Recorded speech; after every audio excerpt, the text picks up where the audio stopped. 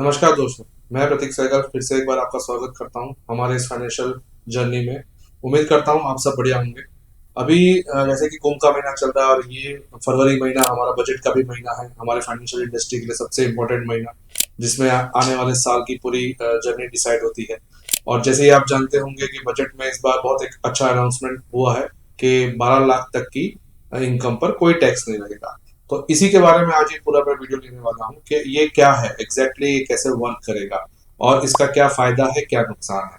देखिए, बहुत सालों बाद कुछ ऐसा आया है इनकम टैक्स के अंदर के जिसमें लोगों को कुछ अच्छा लगे, कि कुछ उनको बेनिफिट मिला है।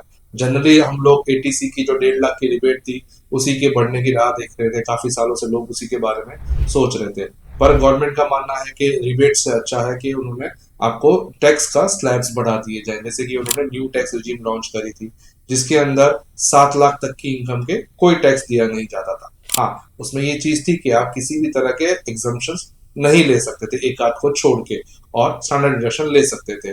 बट अब वही 7 लाख का जो स्लैब है, वो सेम कंडीशन पे उन्होंने 12 लाख कर दिया है। आज मैं आपको इसकी डिटेल थोड़ा समझाऊंगा कैसे ये वर्क करता है, क्योंकि बहुत लोगों को ये डाउट रहता है कि ये 12 लाख का क्या है, कैसे रहेगा, क्या नहीं रहेगा।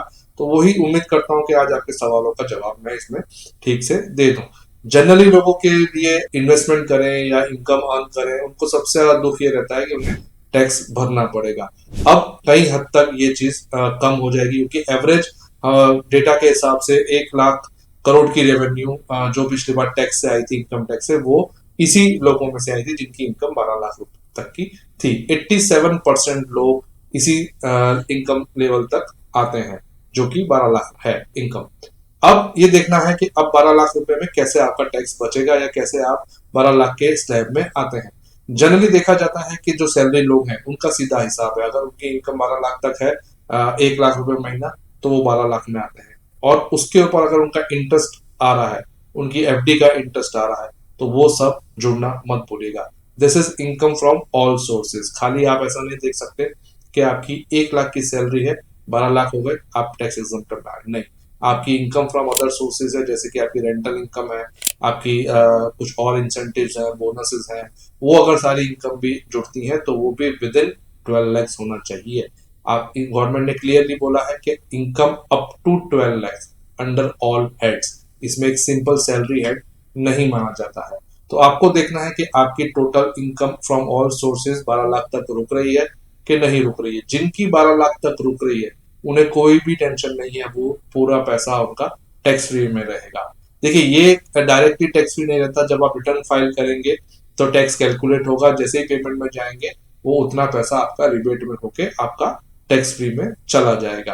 तो आप समझ लीजिए कि अगर आपकी इनकम 10 लाख है, 11 लाख है, 12 लाख है, तो आपका जो टैक्स स्लैब अभी चल रहा है, जो न्यू टैक्स स्लैब है, 0 to 4 lakhs, 4 to 8 lakhs, 4 to 8 and 8 to 12, तो वो उस हिसाब से आपका कैलकुलेशन होगा। जब आप उसको पेमेंट में जाएंगे तब वो रिबेट होके सेट ऑफ होके आपका टैक्स जीरो हो जाएगा। तो आप समझिए 0 से 4 लाख तक किसी को भी टैक्स नहीं है। तो वहां तक वो हर चीज हर लोगों पर अप्लाई होता है। 4 से 8 का 5% है, 8 से 12 का 10% है, और 12 से 16 का 15% है। तो ये स्लैब है जो कि जिनकी इनकम 12 लाख या उससे ज्यादा है, उनके लिए ये स्लैब काउंट होता है, जिसे हम बोलते हैं प्रोग्रेसिव टैक्सेशन। यानी जैसे जैसे इनकम बढ़ेगी वैसे वैसे आपके स्लैब्स बढ़ते जाएंगे।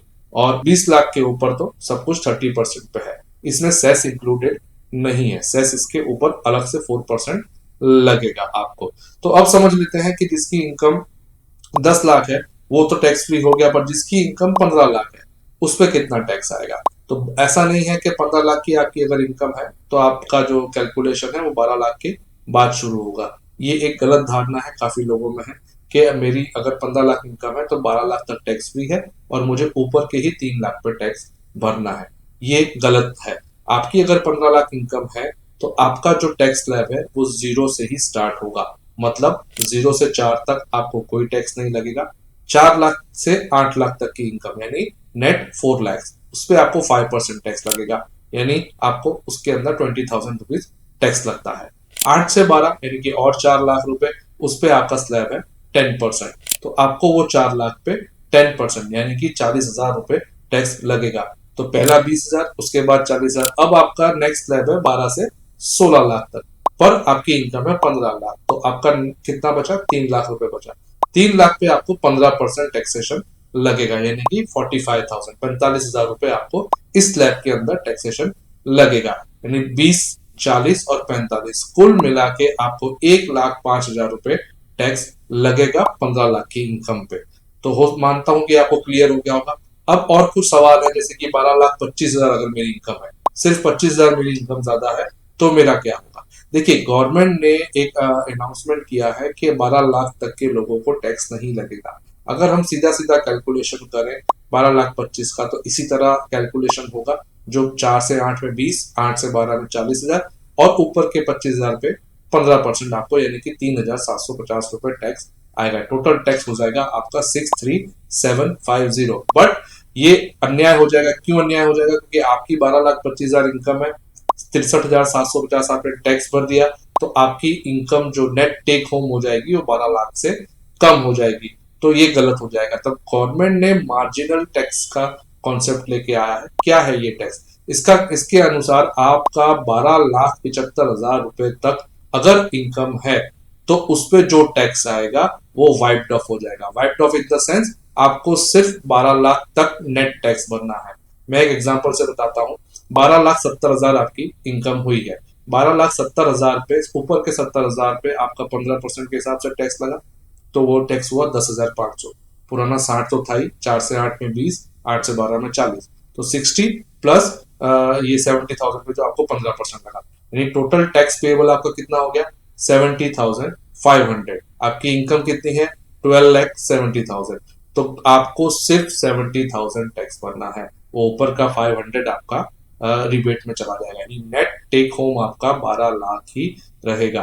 तो ये मार्जिनल टैक्स को आप समझिए। सैलराइड के लिए गवर्नमेंट ने जो ऊपर के 75,000 है, ये अंडर स्टैंडर्ड डिडक्शन माफ कर दिए हैं। यानी आपका अगर सैलराइड है और आपकी इनकम 12,75,000 है, तो आप 12 लाख प्लस 75,000 स्टैंडर्ड डिडक्शन, आप टैक्स फ्री रहेंगे, कोई टैक्स आपको भरना नहीं रहेगा। एम्प्लॉयर एनपीएस कंट्रीब्यूशन अंडर ईटीसीसीडी 2 में भी अगर आपका कोई कंट्रीब्यूशन है, तो वो भी आपका रिबेट में काउंट हो जाएगा। तो आपका नेट नेट वो 12 लाख के अंदर आ जाएगा।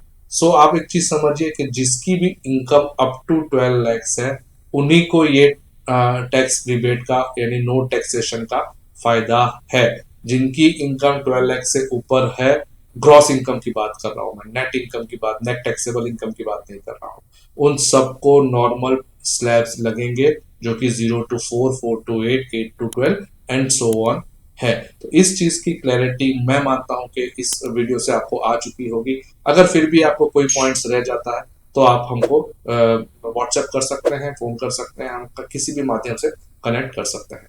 Thank you very much.